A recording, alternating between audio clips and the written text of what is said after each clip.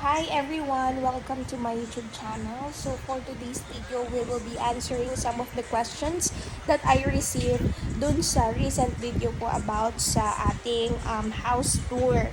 So basically, the most common question that I received sa mga comment is kung magkano ba yung nagastos namin sa renovation dito sa buong bahay. So, ito po yung buong bahay. Kung hindi niyo po nakita yung video or yung house tour, pwede niyo pong i-check yung aming video dyan sa aming YouTube channel. So, basically, yung nagastos po namin is 200,000. So, kasama na doon yung mga gamit like, actually, dun sa 200,000, kasama na yung mga iba naming gamit.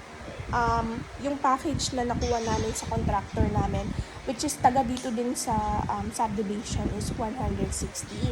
So, apart from 160, meron pa po kami binili like yung mga tiles, ayan, yung tiles na yan, yung mga vinyl sa taas, and yung para sa hagdan, yung plyboard dito sa hagdan, at yung mga doorknob and then yung doors.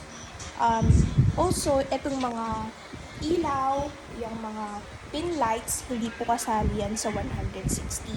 Yung kasali po sa 160, yung partition, yung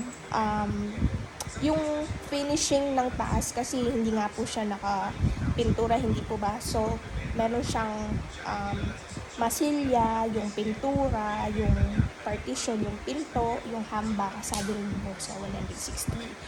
And dito naman po sa sala, yung kasali po is yung, ayan, yung pintura, yung kisame, yung extension po dito sa may kusina kasi di ba po sarado po siya.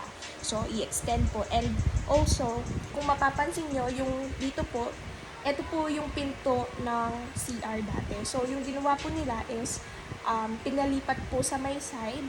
Yan, sa may side para hindi daw po nakaharap yung pinto ng CR dito sa main door po natin.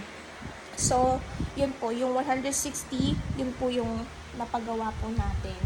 So, kung mag-ask po kayo kung sino po yung contractor, pwede po kayong i-message or pwede po kayong mag-message dito sa video na to. Pwede po namin kayong tulungan.